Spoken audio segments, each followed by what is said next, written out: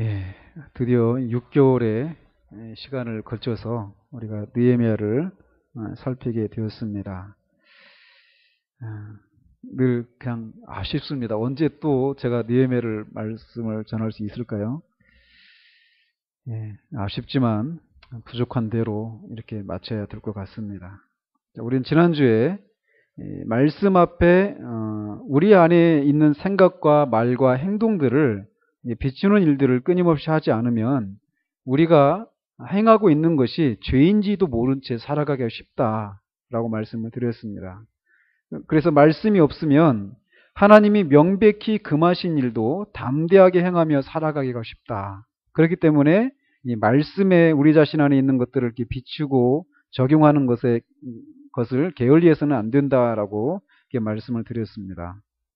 또 이 하나님의 총회에 이 느헤미야가 총독으로 있은 지 12년 동안 있다가 잠시 1년 동안 빈 사이에 이 하나님의 총회에 들어올 수 없는 암몬 사람 도비야와 이 결혼 관계를 맺어가지고 이 도비야가 하나님의 성전에 있는 큰 방에 거하게 되는, 그러면서 그 안에 마땅히 있어야 될 그런 기물들, 성전을 제사를 드리는 그런 기물들은 다 없어지고 그 방에 있어야 될 하나님의 성전을 섬겨야 될 그 제사장들, 레위 사람들에게 필요한 그런 것들을 공급하지 않고 도비야가 그 방에 있는 것을 이렇게 보게 되었죠.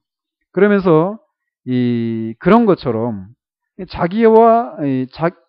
우리와 가까운 사람들과의 그런 이해관계에 묶여서 진리를 객관적으로 적용하지 못하는 경우들이 있는데, 그런 올무에 걸리지 않도록 우리가 경계해야 된다, 이런 말씀을 드렸고, 말씀드린 것처럼 1년 만에 이렇게 옛날 모습으로 돌아왔단 말이에요. 12년 동안 느헤미야가 있는 동안에는 이런 개혁들이 있었는데, 그가 예루살렘을 비운 지 1년 사이에 옛날에 그런 죄악된 모습으로 이렇게 돌아가 버린 그런 모습들을 보면서 우리가 여전히 우리 안에 있는 옛 습관으로 돌아가는 것이 너무나 쉽다라는 것.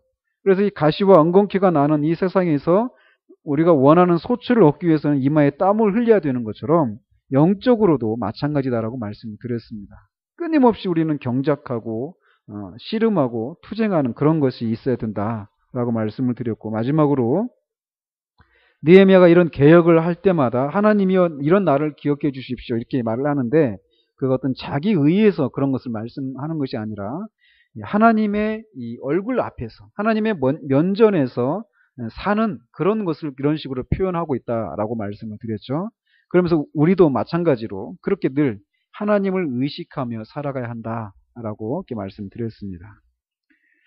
그러면서 이것도 이제 마찬가지로 느헤미야가 이렇게 돌아왔을 때 있었던 그런 일들인데, 이 사람들이 하나님의 성전을 섬기는 그 사람들에게 필요한 것들을 공급하지 않아서 레위 사람들이 다 자기 지방으로, 자기가 원래 거했던 그런 지방으로 도망가게 되는 그런 일들만 있는 것이 아니라, 그 사람들이 또 범했던 죄악이 오늘은 두 가지를 얘기하고 있습니다. 15절에서 22절까지는 이들이 안식일을 범한 그런 것에 대해서 다루고 있습니다.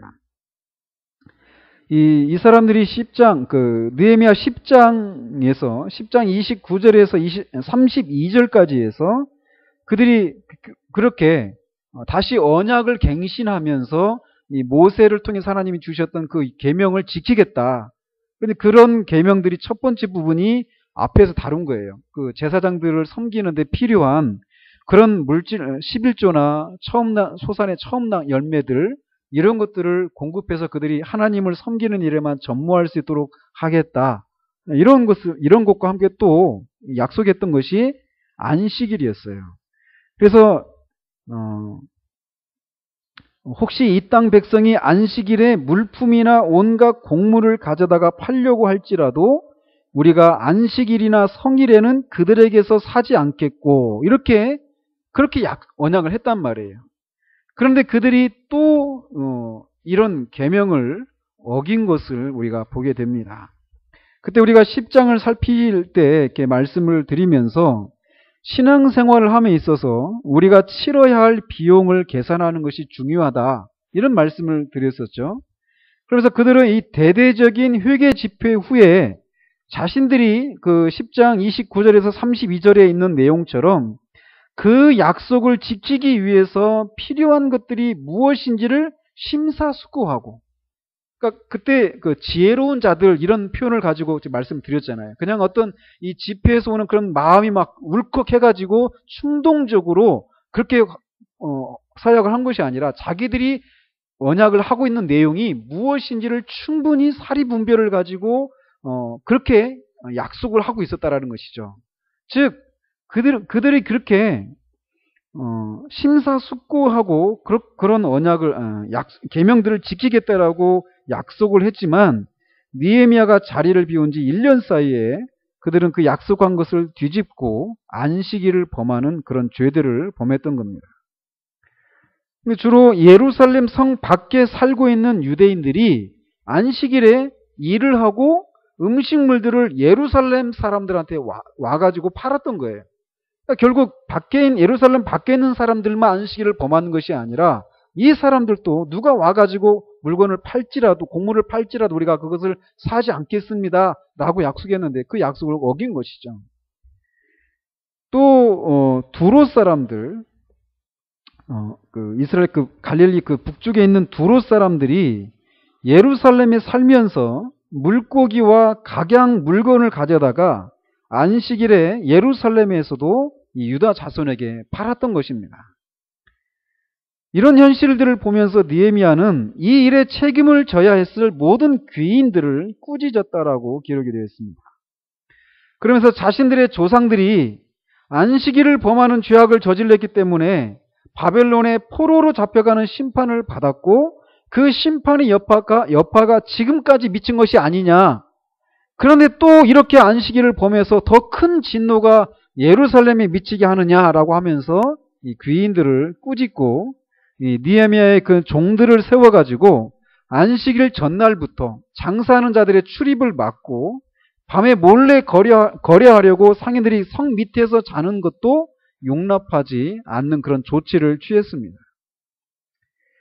이 경제적인 이익과 생활의 편리 앞에서 신앙이 소용이 없는 것 같은 그런 모습을 우리가 보고 있는 것이죠. 느헤미야는 안식일을 지키는 것이 얼마나 중요한 신앙의 표현인지 알고 있는 그런 지도자였습니다.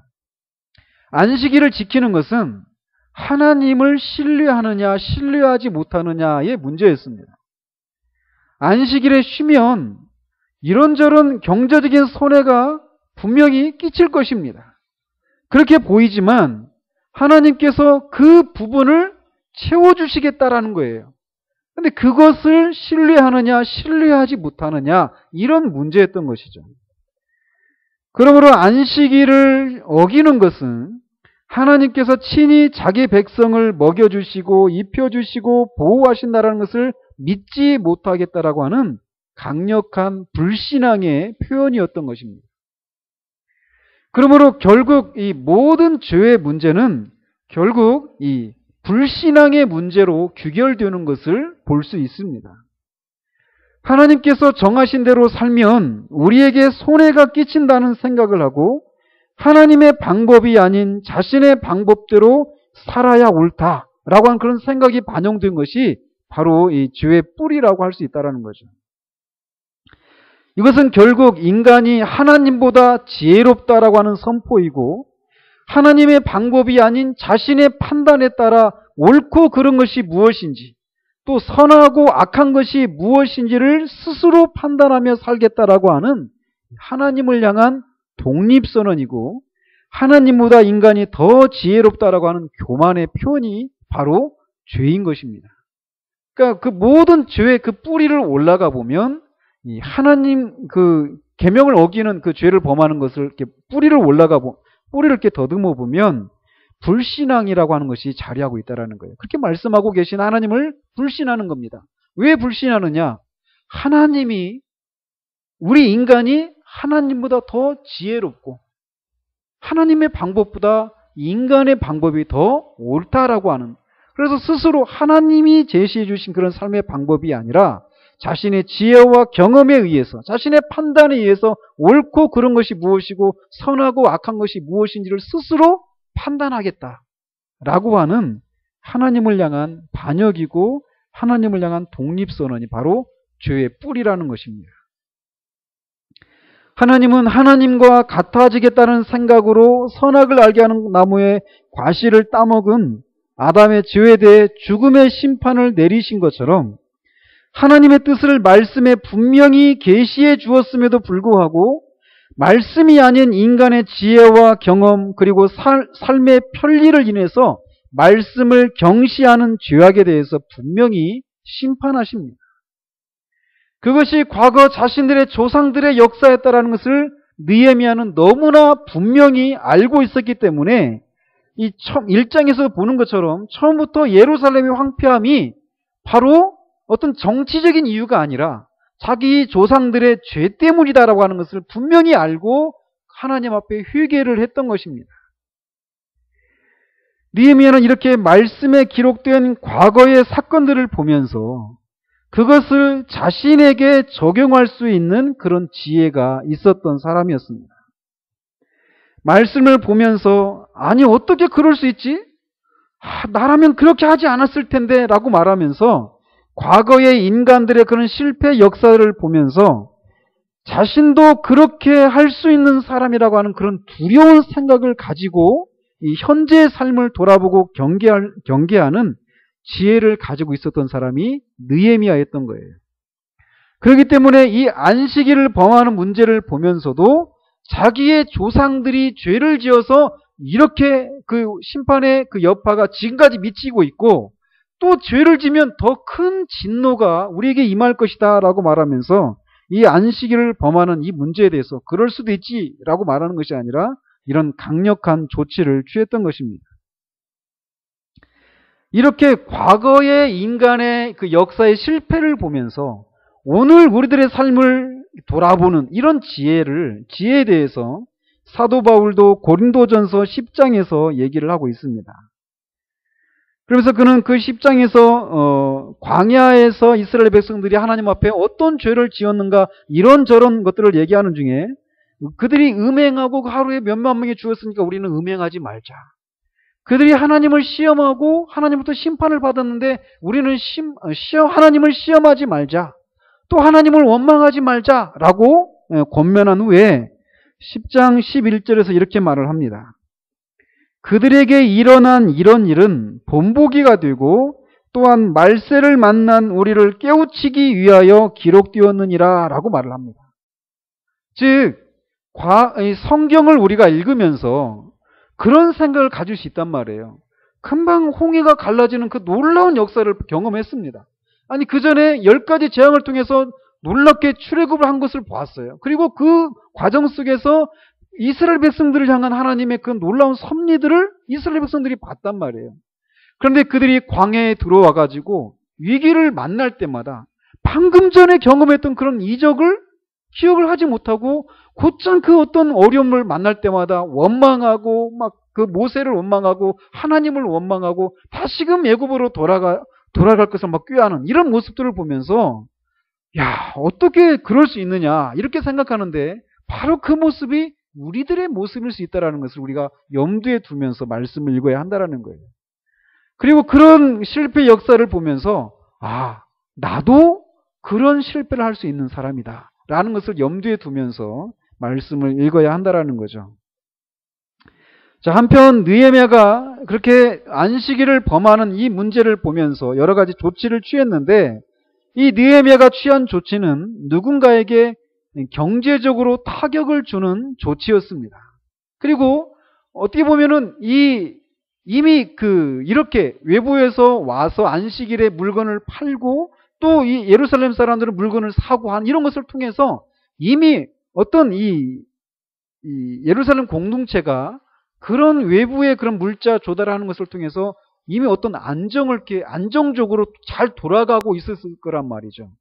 그런데 이 안식일에 물건을 사고 팔지 못하게 하는 것을 통해서 갑자기 경제 활동에 어떤 어려움이 초래될 수도 있는 그런 개혁이었던 것이죠.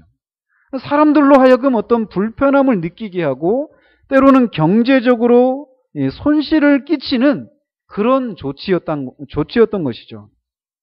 그런 위험이 따르는 그런 계획이었지만 그런 하나님의 보호를 구하면서 그 일을 추진했습니다.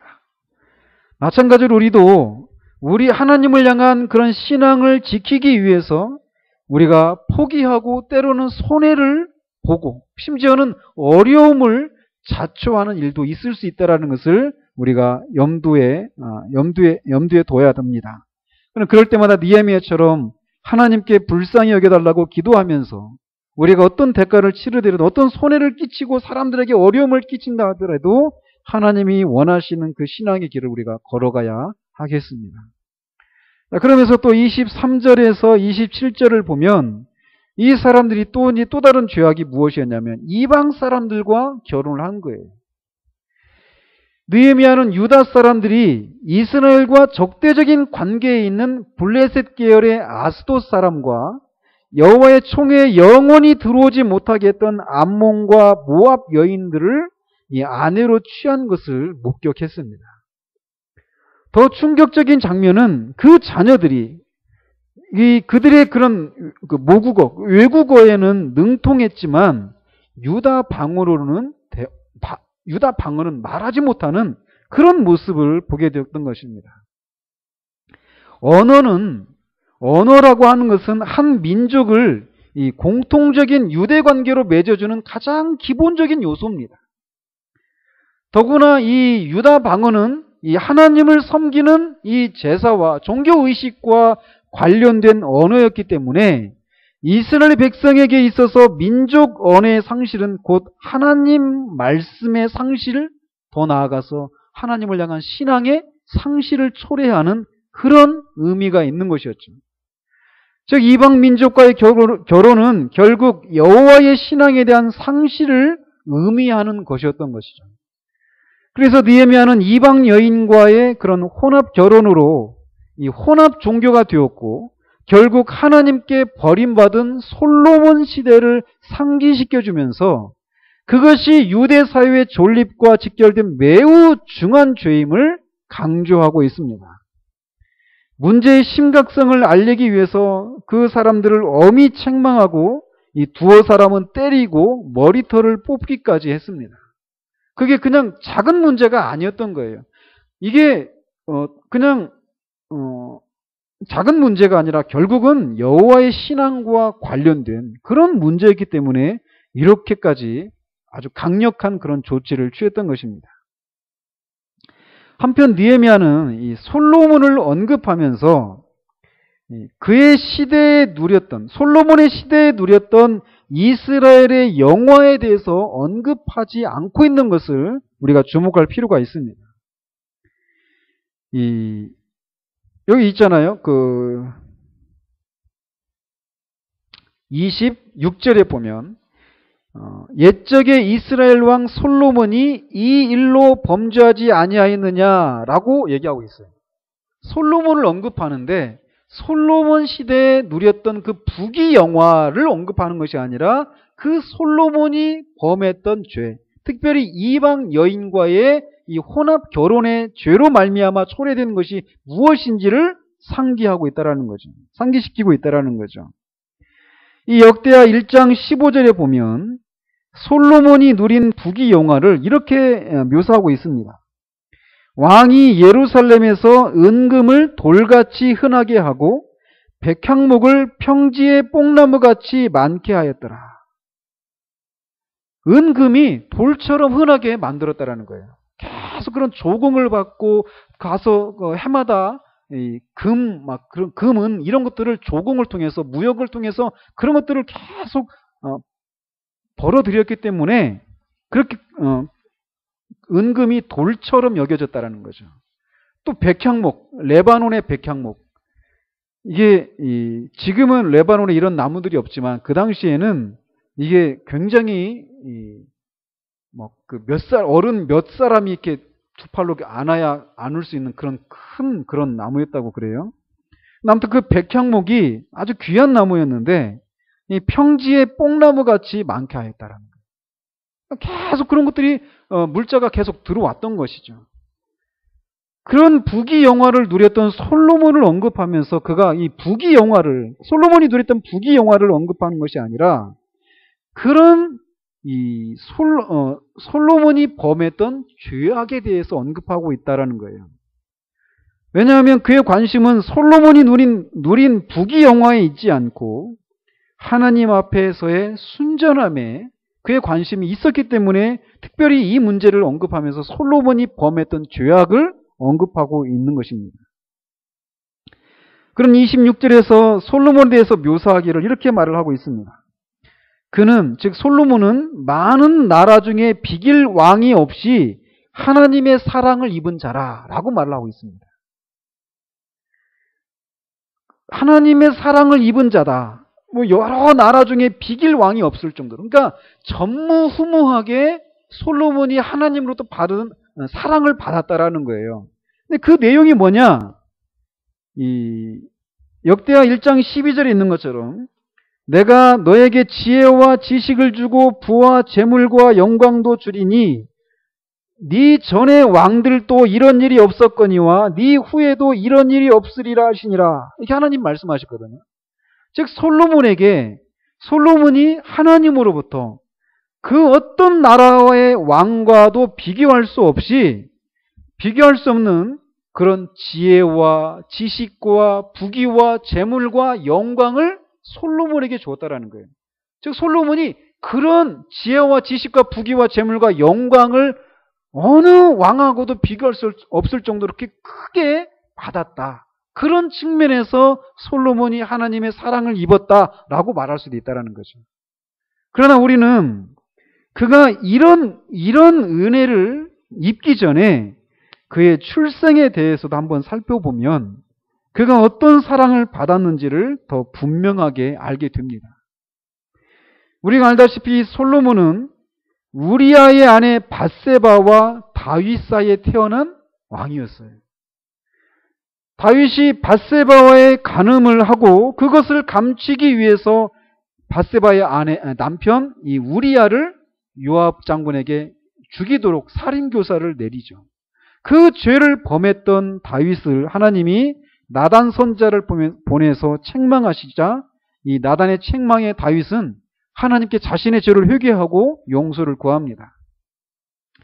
이 하나님은 그의 죄를 용서해 주시긴 하지만 이 밧세바와 다윗 사이에 태어난 첫 번째 아이가 죽게 됩니다. 아들인지 딸인지 정확히 나와 있지 않지만 이 첫 번째 아이가 죽게 됩니다. 그리고 그 두 번째로 태어난 아들이, 그 아이가 죽고 난 다음 태어난 아들이 바로 솔로몬이에요. 솔로몬의 출생에 대해서 사무엘하 12장 24절 25절 이렇게 되어 있습니다. 다윗이 그의 아내 밧세바를 위로하고, 그러니까 아이가 죽었단 말이에요. 아이가 죽고 난 후에 밧세바를 위로하고 그에게 들어가 그와 동침하였더니 그가 아들을 낳음에 그의 이름을 솔로몬이라 하니라. 여호와께서 그를 사랑하사 선지자 나단을 보내 그의 이름을 여디디아라 하시니 이는 여호와께서 사랑하셨기 때문이더라. 이렇게 기록이 되어 있습니다. 이렇게 솔로몬은 그의 출생에서부터 하나님의 사랑을 입은 존재였어요. 아마도 다윗은 솔로몬을 볼 때마다 자신이 저질렀던 그런 죄를 생각하게 되었을 것이고 그보다 더 큰, 자신의 그 죄보다 더 큰 하나님의 용서를 솔로몬을 볼 때마다 기억을 했을 것이라는 거죠. 그러나 더욱 놀라운 것은 이 솔로몬이 다윗의 위를 이은 왕이 되었다라는 거예요.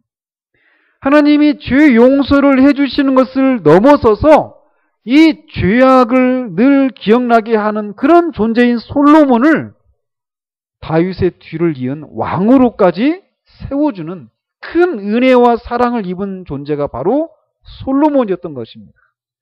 이런 솔로몬에게 하나님은 전무후무한 지혜와 지식과 부와 재물과 영광을 주신 것이에요. 이렇게 솔로몬은 그의 출생에서부터 그가 왕이 되었다라는 것, 그리고 그 왕으로서 전무후무한 그런 복을 받은 이렇게 큰 하나님의 사랑과 은혜를 경험한 존재가 바로 솔로몬인데, 그런 솔로몬이 이방 여인들과의 결혼으로 결국은 노년의 우상 숭배의 죄를 범하고 만 것을 느헤미야가 다시금 상기시키고 있는 것이에요. 이렇게 큰 사랑과 은혜를 받은 자의 범죄는 하나님의 마음에 더 큰 아픔을 들였을 것이라는 것을 이제 상기시키고 있는 것이죠. 마찬가지로 지금 느헤미야의 일행들이 조상들의 죄로 인해서 심판을 받아 포로 생활을 하다가 하나님의 은혜로 지금 고국으로 돌아왔는데, 다시금 그 죄를 짓는 것은 하나님의 은혜를 저버리는 배은망덕한 죄다라고 하는 것을 기억을 하게 하는 거예요. 솔로몬이 받은 은혜와 사랑만큼이나 이 포로 생활에서 돌아온 이 예루살렘 공동체에 있는 사람들도 하나님의 은혜와 사랑을 받은 사람들이라는 것이죠. 그런데 솔로몬이 그렇게 이방 여인과의 죄를 통해서 결국 이스라엘의 그런 혼합 종교를 도입하게 되는 그런 죄를 저질렀던 것처럼 너희들도 지금 하고 있는 일이 바로 그와 같은 일이다라고 말을 하면서 솔로몬이 그 이후로 이스라엘 역사가 어떻게 진행된 일을 이 사람들이 분명히 기억하고 있었을 거란 말이에요. 그런 것처럼 이런 죄로 인해서 더 큰 진노가 임하게 되었다라고 하는 것을 이제 그들에게 상기시키면서 그 죄를 돌이키도록 하고 있는 것이죠. 우리도 이런 부분에서 우리를 돌아볼 필요가 있습니다. 우리가 어떤 은혜를 입은 자들인지 돌아볼 필요가 있다라는 거죠. 솔로몬이 하나님의 은혜로 왕이 되고 전무후무한 축복을 받았지만 그의 뿌리가 전적으로 하나님의 은혜와 사랑을 입은 것이라는 것에서 벗어나서 죄악을 저지른 것을 우리가 살펴볼 필요가 있습니다. 우리도 주님의 사랑과 은혜를 입어서 여기까지 오게 된 사람들입니다.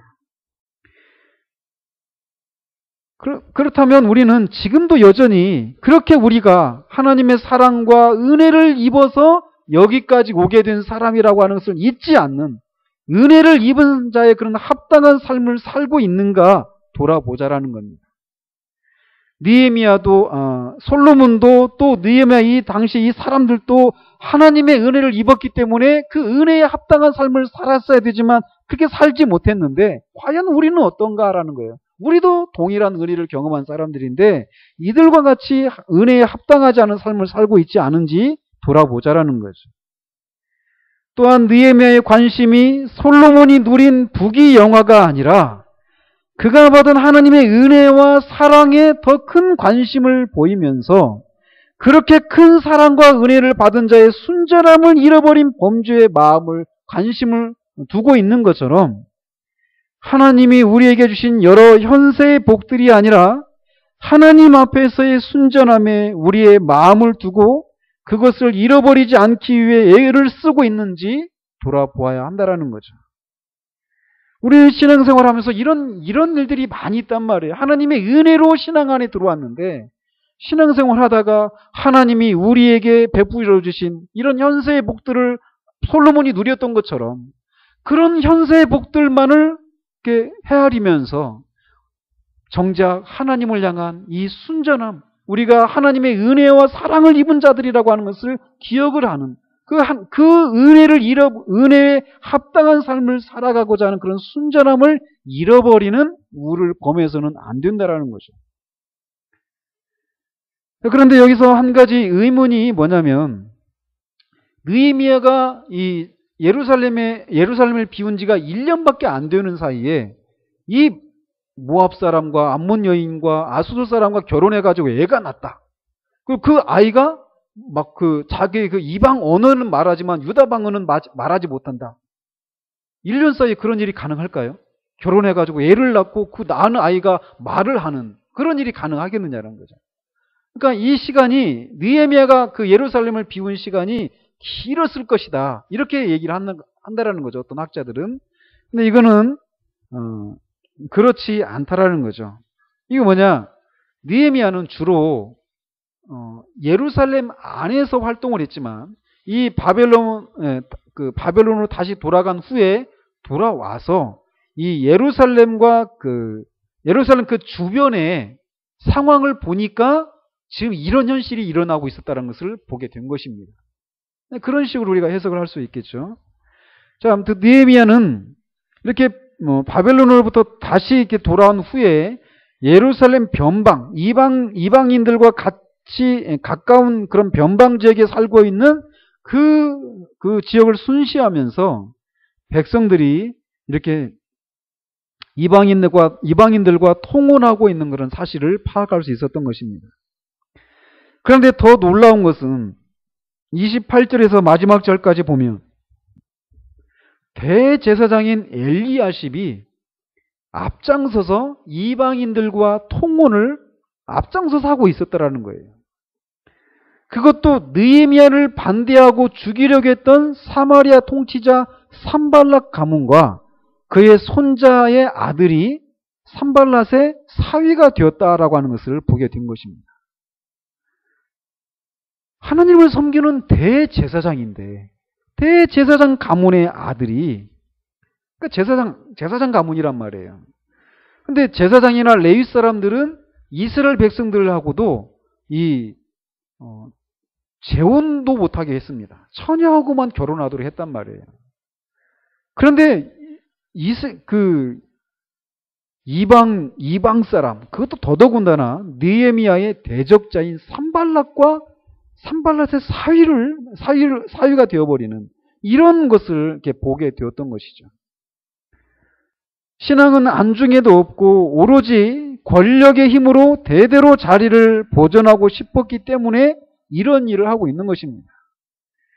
느헤미야는 단호하게 그들을 쫓아냈고 제사장과 레위 사람들을 다시 세워서 임무를 맡겼습니다. 그런 이 일에 있어서 정치적인 고려를 전혀 하고 있지 않습니다. 오직 하나님께서 인정하고 기억하여 주시기를 바랐기에 과감하게 이런 개혁을 할 수 있었던 것이죠. 이런 개혁의 힘은 오직 하나님만 의지할 때 가능합니다. 사람들의 눈치를 보고 이해관계와 정치적인 고려를 따지면 이런 개혁을 할 수가 없다라는 거예요. 하나님을 의지하고 할 때 하나님이 해결해 주십니다. 통상적으로 개혁을 실시할 때는 많은 반대와 위험을 무릅써야만 합니다. 그것을 느헤미야가 처음 와서부터 계속 해온 것이잖아요. 그죠?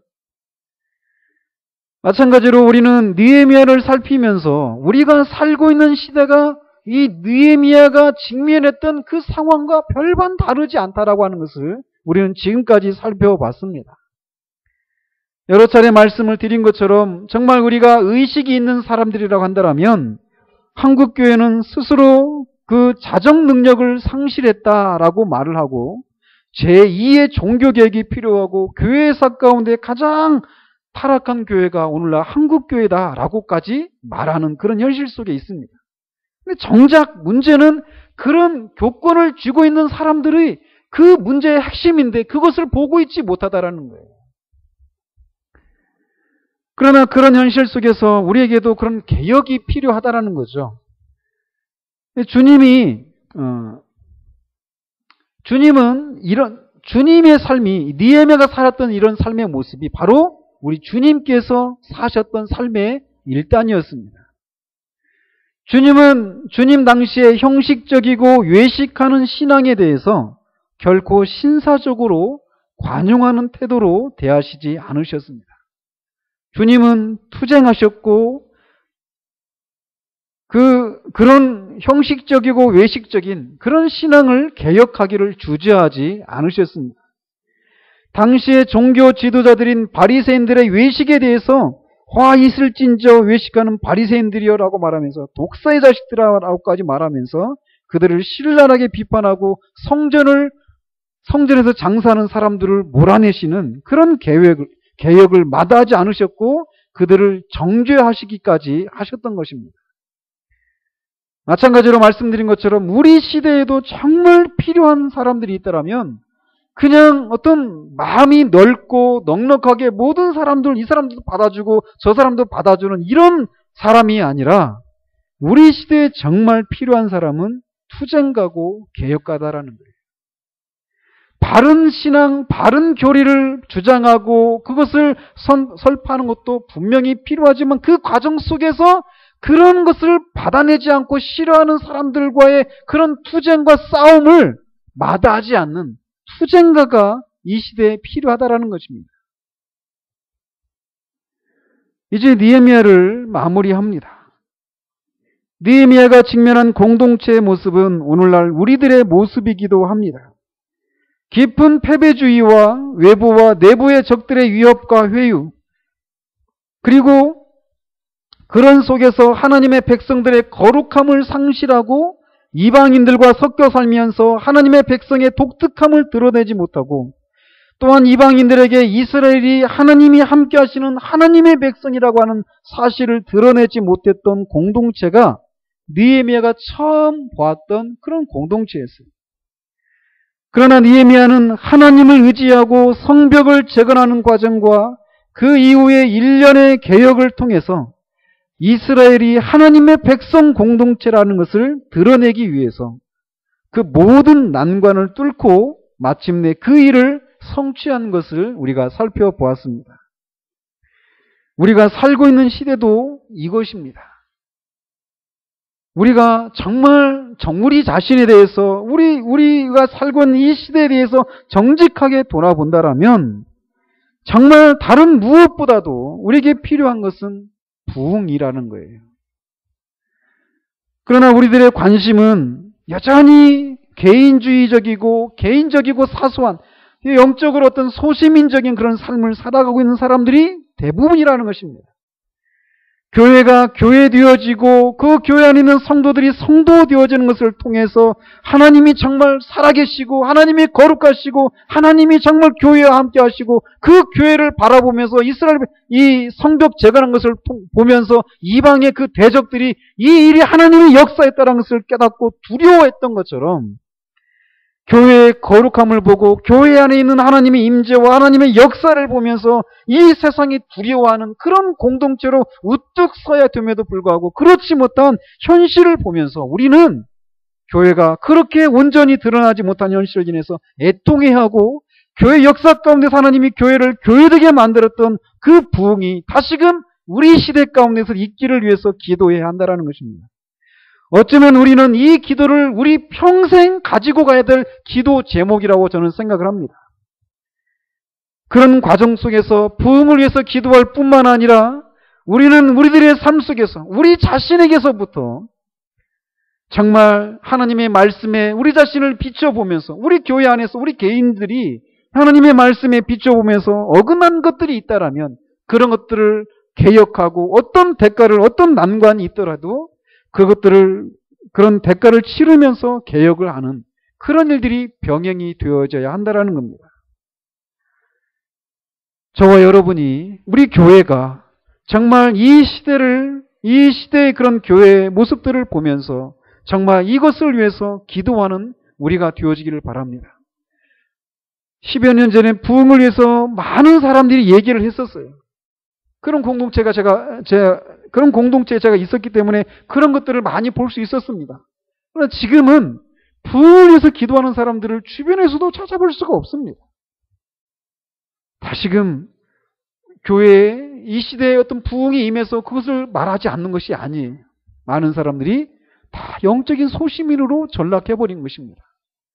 우리들만이라도 정말 이 느헤미야처럼 교회가 이 예루살렘 공동체가 하나님에 의해서 인도받고 하나님에 의해서 다스림을 받고 있는 하나님이 함께 하신다라고 하는 것, 그 예루살렘이 거룩한 성으로서의 그런 실제적인 그런 면모를 드러내기 위해서 많은 대가를 치르면서 개혁을 실시했던 것처럼 우리 교회가 그런 이 시대의 그런 교회를 깨우는 그런 도구가 되어져서 또 그것이 도구가 되어지기를 위해서 우리가 기도하고 마침내 그것을 보는 우리 모두가 되어지기를 우리 주님의 이름으로 축원드립니다.